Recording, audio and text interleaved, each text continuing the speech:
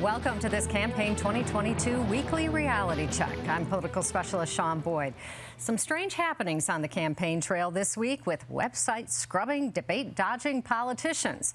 Politico first reported some Republican candidates are removing references to abortion from their websites, including Barb Kirkmeyer in the 8th Congressional District and initially Heidi Ganahl in the gubernatorial race.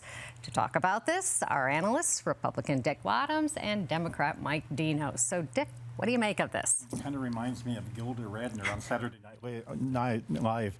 Never mind. It doesn't work, Shaun. I mean, candidates cannot take a position in the primary and suddenly think they can make it go away in the general.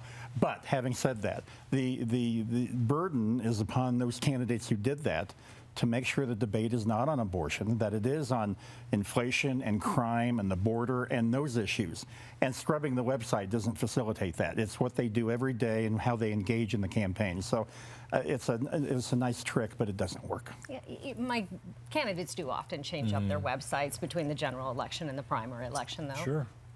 Well, again, I'm not sure how many people go to the website. Actually, the fact that's a good point. They made more news by changing it You're right. and calling attention to their position. We know abortion rights is a significant issue, and particularly will be here in Colorado. The fact they called attention to it, I don't think helped them. No. And they would have been better off just leaving it the way it is. Right. Maybe they thought nobody would notice, right? Yeah. Well, now to those debate-dodging politicians. We talked last week about how some candidates were being selective in their choice of debates, including U.S. Senator Michael Bennet. After weeks of refusing to commit to any debates with his Republican opponent, Joe O'Dea, Bennet finally issued a press release this week agreeing to 5 mostly Denver-based forums, only one of them televised. Well, Mike, I work closely with Bennet, but he has not done a debate on CBS 4 in 12 years. Yeah. What is going on? Well, Dick and I have been part of the debate pageant over the years, and the one that bums me out is this weekend, Club 20. Yeah. It had become increasingly hard for Dems to go over there. I think the environment was a little uncomfortable, but it was really the beginning of the campaign season, and candidates made their way over there. And I remember going to events before the debates.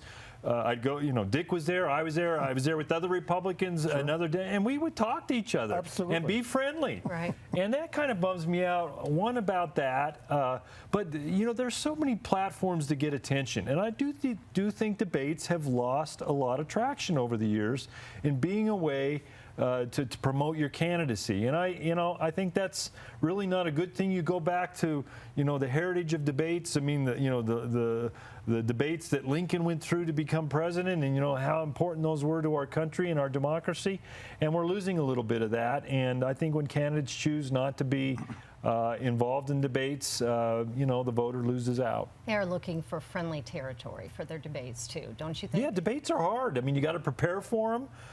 There's a lot of tension involved, and you want to perform well, and so you need the best environment you can get. The best moderators, maybe. That's right. Well, Dick, in this partisan environment, I do wonder, do debates really change any minds? I think they're still very significant, and I just have a hard line on this.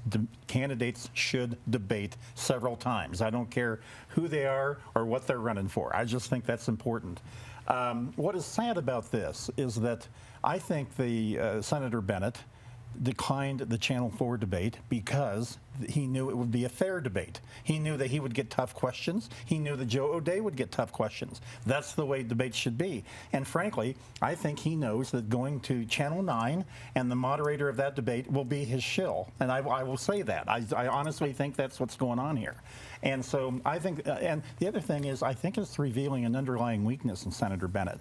He knows for the first time in 3 elections that he's run for, that he's in trouble, that he doesn't have a weak Colorado Republican opponent, and that he's terrified. And I think it shows weakness on his part. Well, speaking of that, a reputable new poll shows Colorado's U.S. Senate race is now neck and neck. As the race tightens, incumbent Michael Bennet is out with a new ad that bashes the energy industry specifically and corporations in general, suggesting they're to blame for the high cost of living, which is a bit ironic, given Bennet, a millionaire, made a fortune in the corporate world working for a Republican who invested heavily in oil.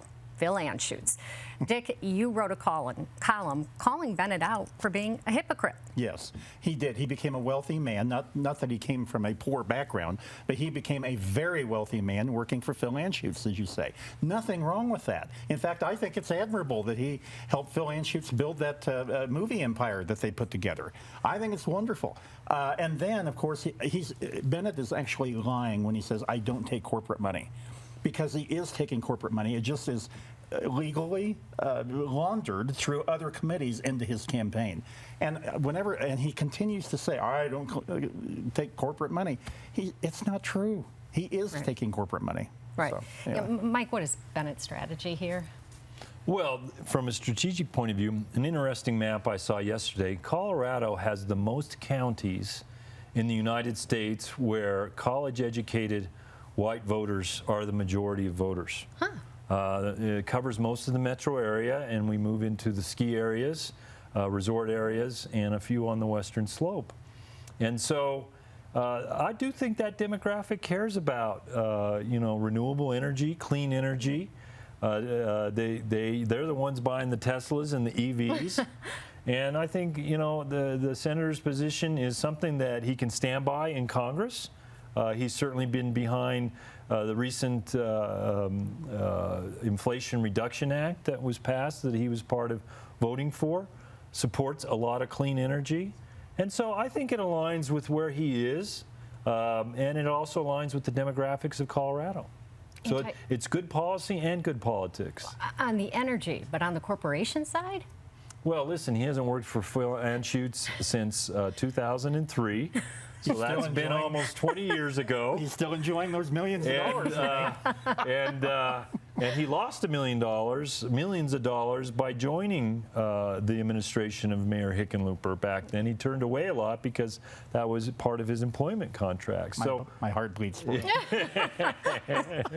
So he left a lot of money on the table, and I think his position certainly aligns really well with the electorate here in Colorado.